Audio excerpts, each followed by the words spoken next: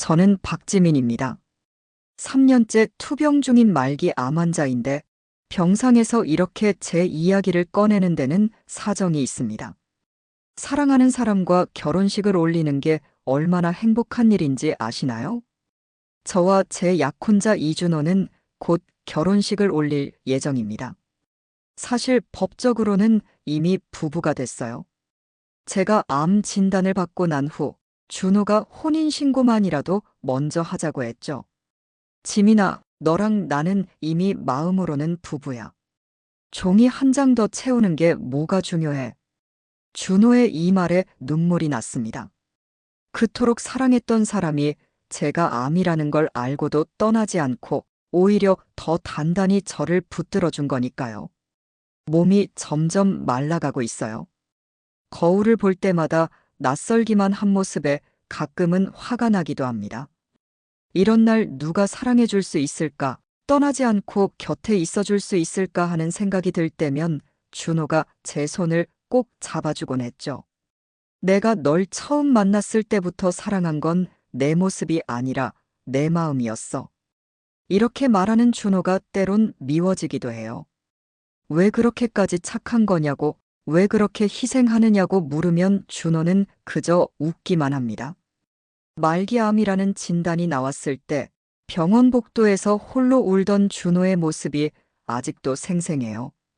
그땐 제가 모르게 혼자 우느라 얼마나 힘들었을까요? 그래서 준호가 자꾸 결혼식을 하자고 할 때마다 망설였습니다. 드레스를 입고 예쁜 모습으로 걸어나가고 싶은데 이 쇠약해진 몸으로 그게 가능할까요?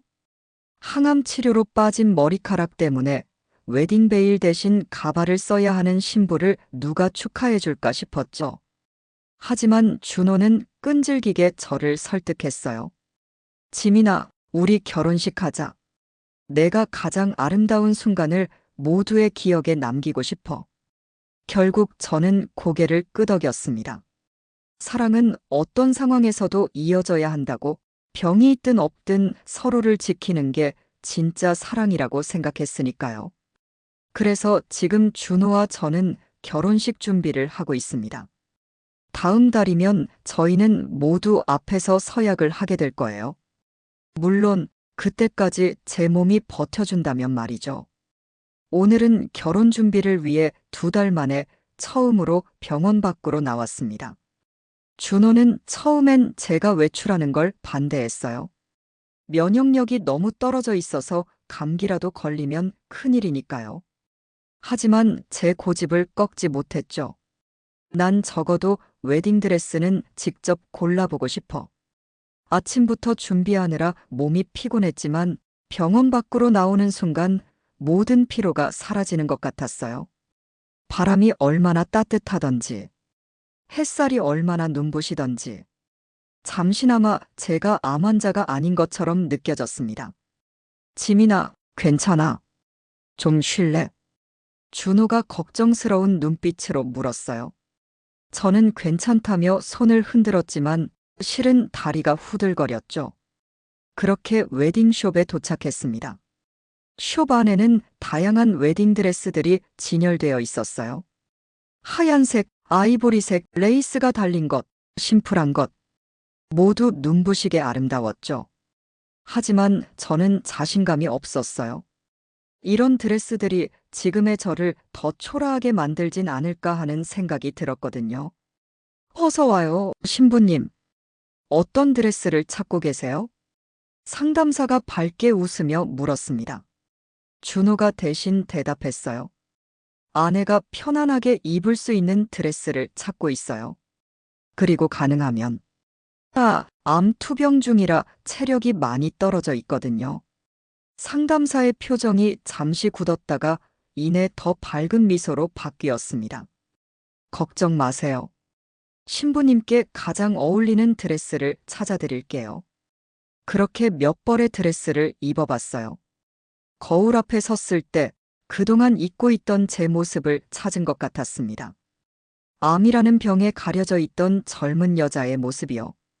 눈물이 나올 것 같았어요. 어때, 지민아? 정말 예쁘다. 준호의 목소리가 떨리고 있었어요. 고개를 들어보니 그의 눈에도 눈물이 맺혀 있었죠. 그 순간 느꼈어요. 이 결혼식은 저만을 위한 것이 아니라 준호를 위한 것이기도 하다는 걸요. 그에게도 제가 가장 아름다운 모습으로 남아있길 바라는 마음이 있었던 거죠.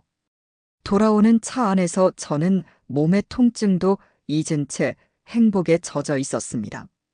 그런데 갑자기 머릿속에 이상한 생각이 스쳤어요. 이것이 내가 마지막으로 밖에 나온 날이라면? 순간 소름이 돋았죠. 그 불길한 예감을 떨쳐내려 했지만 왠지 마음 한구석이 무거워졌습니다.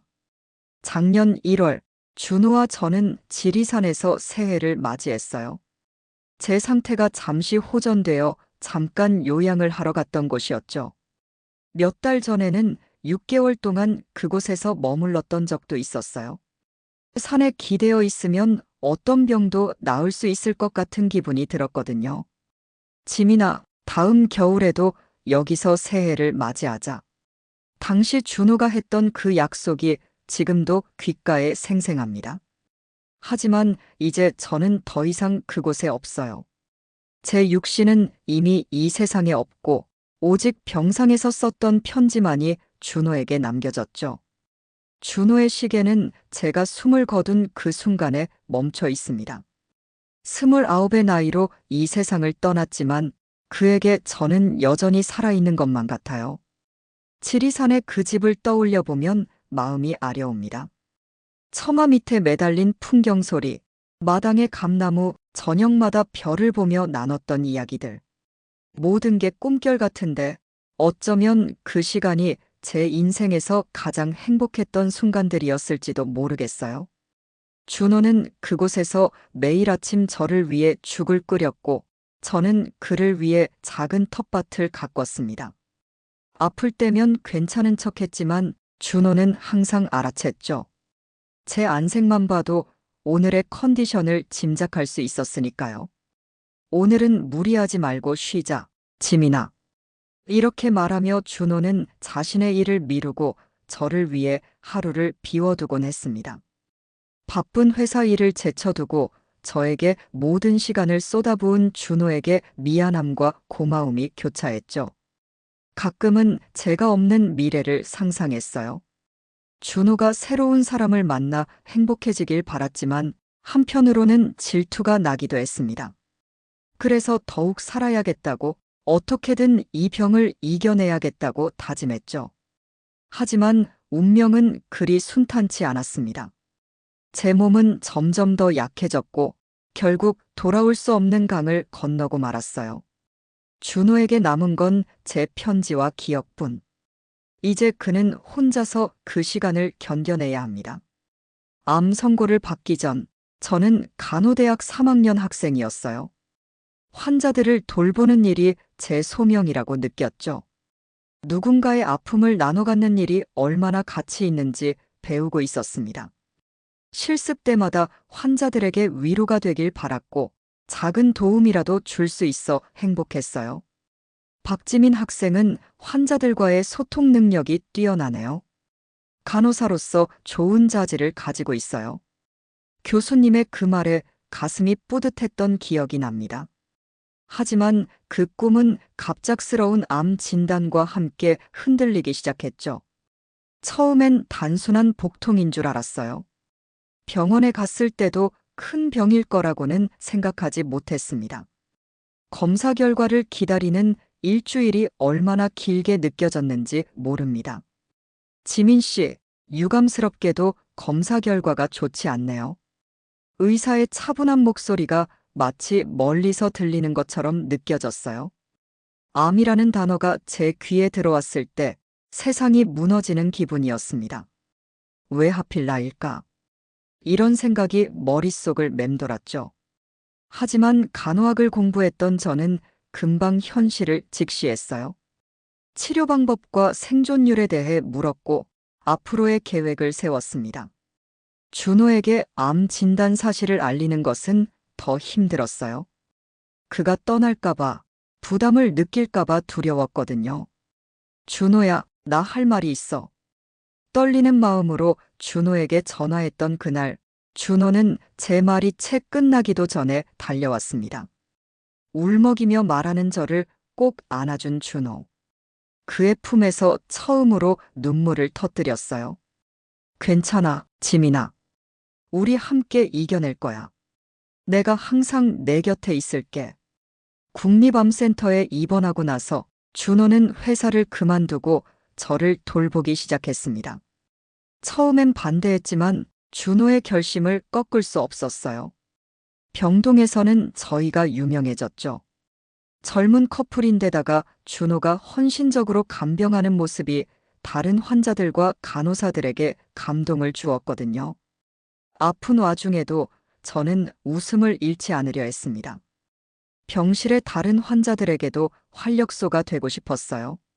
준호는 제가 웃음 바이러스라고 불렀죠.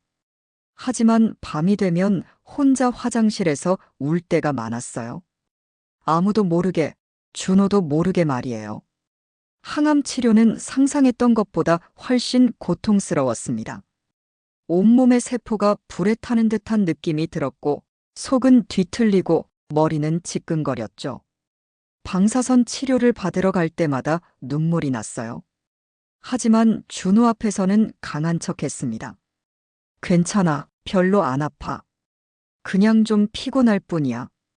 항상 이렇게 말했지만 사실은 너무 괴로웠어요. 암은 이미 저의 신경을 침범하고 있었고, 통증은 날이 갈수록 심해졌습니다. 준호는 제 거짓말을 알면서도 모르는 척 해주었어요. 그저 제 손을 꼭 잡아주고 등을 토닥여주는 것으로 위로를 대신했죠. 의사는 더 이상의 수술이 불가능하다고 했습니다. 방사선으로 암세포를 제거하는 방법만이 유일한 치료법이었어요. 이번이 벌써 두 번째 방사선 치료였지만 효과는 미미했습니다. 그래도 희망을 놓을 수 없었어요. 지민아, 치료 끝나고 뭐 먹고 싶어? 준호는 항상 치료가 끝난 후 제가 좋아하는 것을 사주려고 했습니다. 이번엔 아이스크림이었어요. 의사는 차가운 음식을 피하라고 했지만 준호는 제 작은 소원이라도 들어주고 싶어 했죠. 딸기 아이스크림 먹고 싶어. 얼어붙은 입안에 달콤한 아이스크림이 녹아내리는 순간만큼은 모든 고통을 잊을 수 있었어요. 준호는 그런 제 모습을 보며 환하게 웃었지만 눈에는 슬픔이 가득했습니다. 그때 얼마나 미안했는지 몰라요. 사랑하는 사람에게 이런 아픔을 주는 것이 가장 힘들었습니다. 밤마다 준호는 제 침대 곁에서 잠들곤 했어요. 좁은 간이 침대에서 불편하게 자는 모습을 볼 때마다 가슴이 아팠습니다. 한 번은 몰래 준호의 이마에 키스했는데 그때 준호가 눈을 떴어요. 뭐해, 지민아. 그냥. 고마워서. 준호는 아무 말 없이 제 손을 잡더니 다시 잠들었습니다. 그 순간 깨달았어요. 이 사람이야말로 제가 살아야 하는 이유라는 걸요. 그날은 특히 힘든 날이었습니다. 아침부터 기침이 심했고 점점 기침에 피가 섞여 나오기 시작했어요. 준호는 당황해서 의사를 불렀지만 이미 예견된 상황이었죠. 암이 폐로 전이된 증상이었습니다. 괜찮아질 거야, 지민아. 의사 선생님이 곧 오실 거야. 준호의 목소리가 떨리고 있었어요. 저는 피를 토해내면서도 준호를 안심시키려 했습니다. 하지만 점점 호흡이 곤란해졌고 의식이 흐려지기 시작했어요. 마치 깊은 물속으로 가라앉는 기분이었죠. 지민아, 정신 차려. 제발. 멀리서 준호의 목소리가 들려왔습니다. 눈을 뜨려고 했지만 너무 무거웠어요. 그래도 준호의 손길은 느껴졌습니다. 따뜻했어요. 의료진들이 분주히 움직이는 소리도 들렸고 산소 마스크를 씌우는 느낌도 있었죠. 1시간의 사투 끝에 겨우 상태가 안정됐습니다. 눈을 떴을 때 준호의 얼굴이 보였어요. 울었는지 눈이 빨갛게 부어 있었죠. 다행이다, 지민아. 정말 무서웠어. 그 순간 현실을 깨달았습니다. 저는 말기 암 환자였고 언제든 죽을 수 있었어요.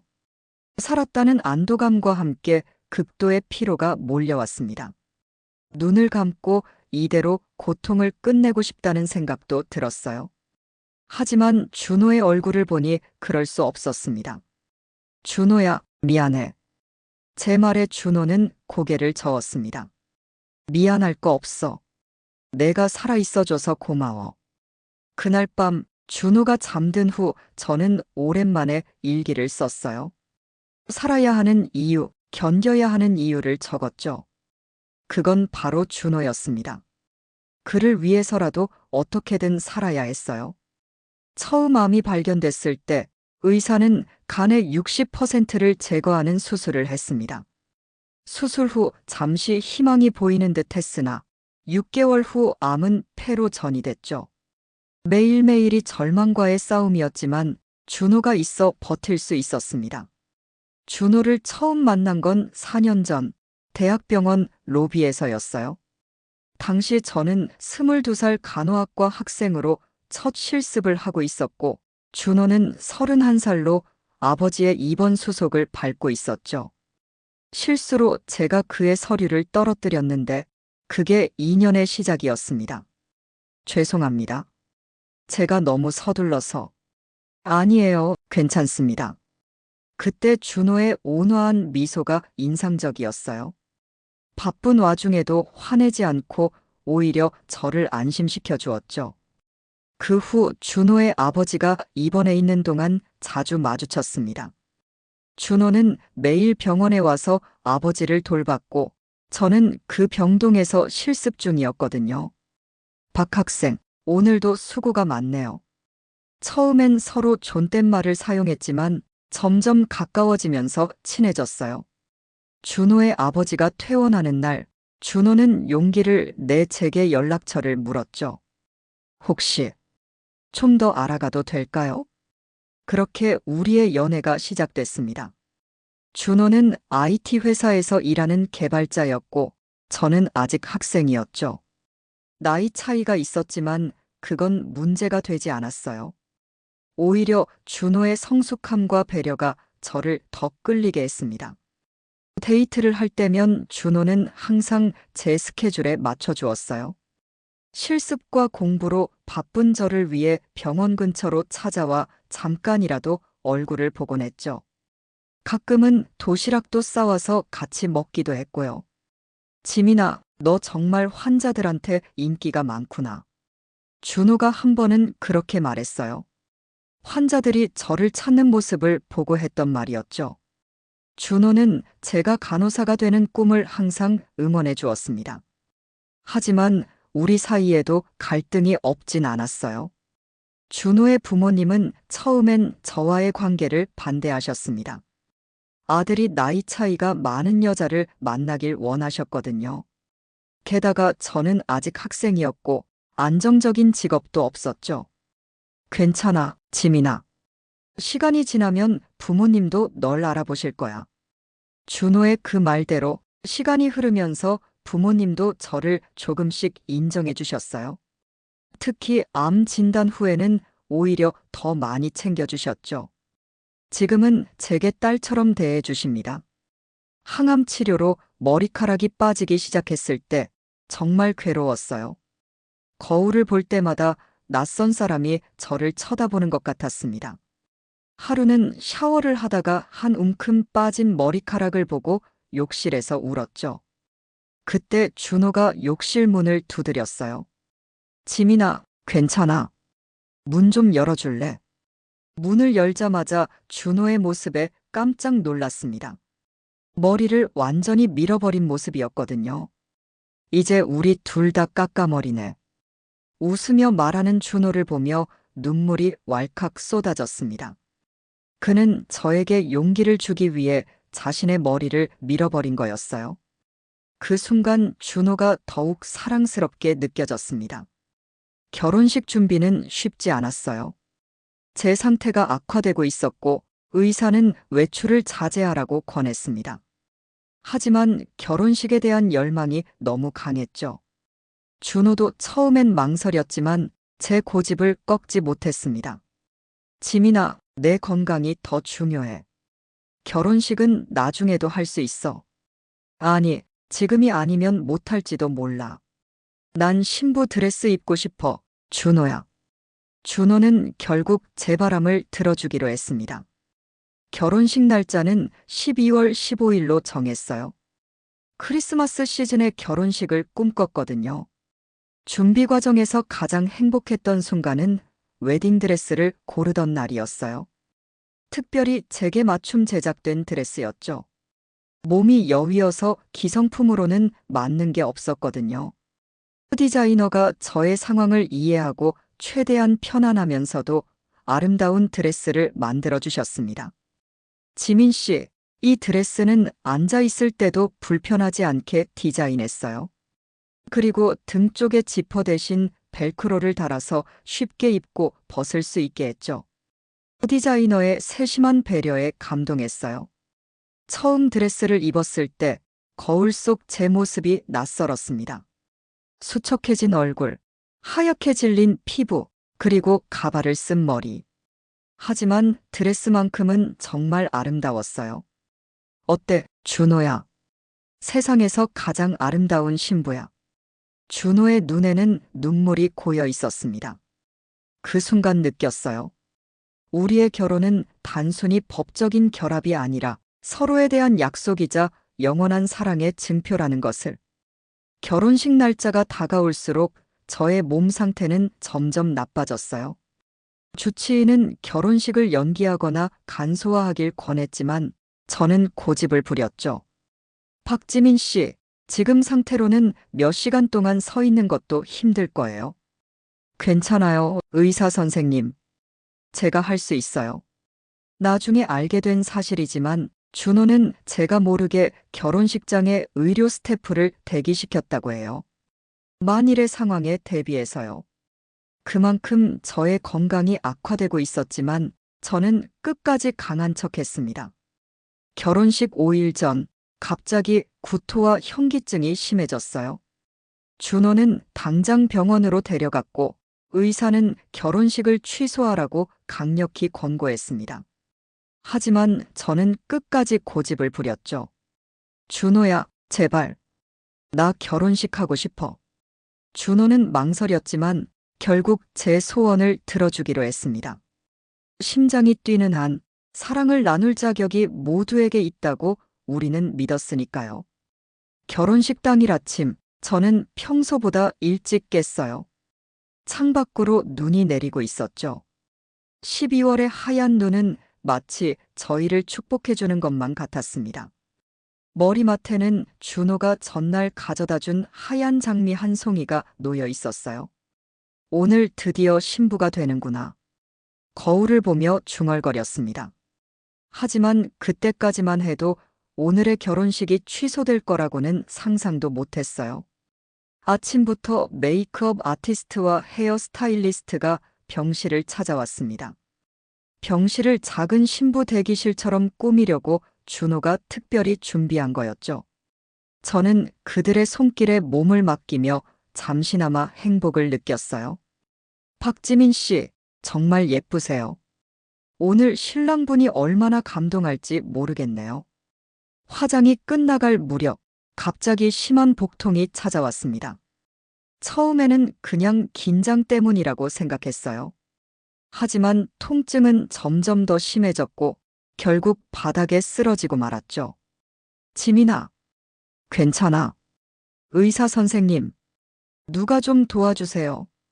준호의 다급한 목소리가 들렸습니다. 의료진이 달려왔고 저는 응급실로 이송됐어요. 의식이 흐려지는 와중에도 웨딩드레스를 입지 못한다는 생각에 눈물이 났습니다. 준호야, 미안해. 결혼식? 괜찮아, 지민아. 지금은 내 건강이 더 중요해. 검사 결과 암이 더 악화되어 내부 출혈이 있다는 진단이 나왔어요. 응급 처치 후 저는 1인실로 옮겨졌습니다. 결혼식은 취소됐고 오후 3시 본래 결혼식이 열릴 예정이었던 그 시간에 저는 병실 침대에 누워 있었죠. 준호의 부모님과 제 가족들이 병실로 찾아왔습니다. 모두 결혼식장에서 입을 예정이었던 옷을 그대로 입고 있었어요. 그 모습을 보니 더 마음이 아팠습니다. 지민아, 괜찮니? 엄마가 여기 있어. 어머니가 제 손을 잡았습니다. 이제 저는 손 하나 제대로 움직일 수 없었어요. 의식은 있었지만 몸은 마비가 오고 있었죠. 엄마, 된장찌개 한 그릇 먹고 싶어요. 갑자기 어릴 적 생각이 나서 한 말이었어요. 어머니는 그 말에 눈물을 참지 못하셨죠. 웨딩드레스를 입고 환하게 웃던 제 모습을 상상하셨을 텐데 이렇게 병상에 누운 딸을 보시니 얼마나 마음이 아프셨을까요? 그날 밤 통증이 더욱 심해졌어요. 진통제를 맞아도 효과가 없었죠. 준호는 제 곁을 한시도 떠나지 않았습니다. 손을 잡아주고 이마를 쓰다듬어 주었어요. 준호야. 응, 지민아. 내가 신부 되는 거 봤어? 봤어, 지민아. 넌 세상에서 가장 아름다운 신부였어. 거짓말이었지만 그 말이 위로가 됐습니다.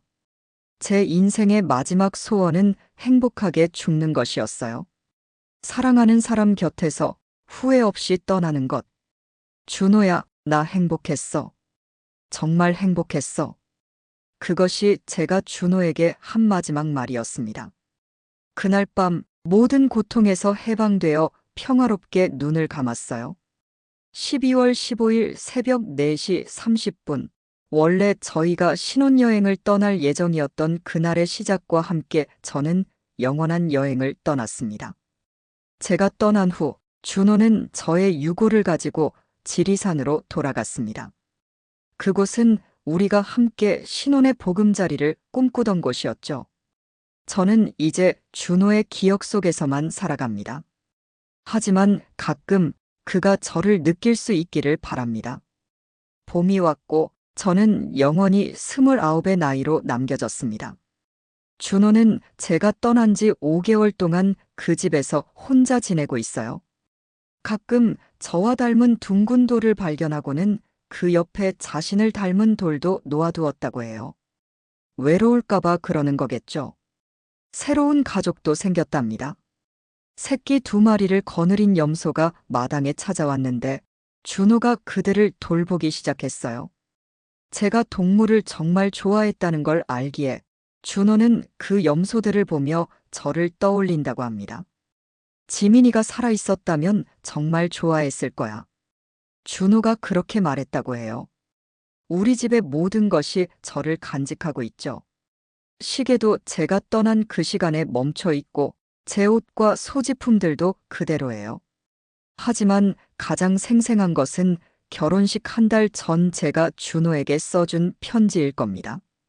연애할 때 설렘으로 편지를 씁니다. 내가 하고 있는 것이 사랑이라면 내 생이 짧다 해도 남들보다 더 뜨거운 마음으로 사랑했었다고 말할 수 있을 것 같습니다. 그리고 당신으로 인해 내 생애가 꽃이 피고 아름다워질 수 있었다고 고마워요. 처음 만난 그날부터 지금까지 사랑해요. 아주 뜨거운 가슴으로. 이 편지가 준호에게 어떤 의미였을지 생각하면 마음이 아려옵니다. 하지만 그는 이겨낼 거예요. 준호는 강한 사람이니까요. 봄이 오고 준호는 약속대로 꽃밭을 일구기 시작했어요. 제가 아플 때 그에게 부탁했던 일이었죠. 준호야, 내가 없어도 여기 꽃을 많이 심어줘. 그러면 내가 항상 옆에 있는 것 같잖아. 알았어, 지민아. 약속할게. 준호는 그 약속을 지켰습니다. 봄이 늦게 찾아오는 지리산에 이제 다양한 꽃들이 피어나고 있어요. 봄이 일찍 오든 늦게 오든 꽃이 피는 시간은 정해져 있다고 하죠. 마찬가지로 사랑에도 때가 있습니다. 우리의 사랑은 짧았지만 강렬했어요. 준호는 이제 제가 그의 운명이었다는 것을 알고 있습니다. 그리고 저도 그가 제 운명이었음을 믿어요. 꽃이 활짝 피는 날, 그 향기가 하늘에도 닿아 제게 전해지길 바랍니다. 그래서 저도 준호의 새로운 일상을 지켜볼 수 있기를. 사랑은 죽음보다 강하다고 하죠. 이제 준호는 혼자서 걸어가야 하지만 저는 항상 그의 마음속에 있을 겁니다. 마치 지리산의 봄처럼 언젠가는 그의 마음에도 다시 꽃이 피어나길 바랍니다. 이야기가 마음에 드셨다면 구독과 좋아요 부탁드립니다. 여러분의 관심이 더 많은 사연을 나눌 수 있는 힘이 됩니다. 다음에도 공감되는 이야기로 찾아뵙겠습니다. 감사합니다.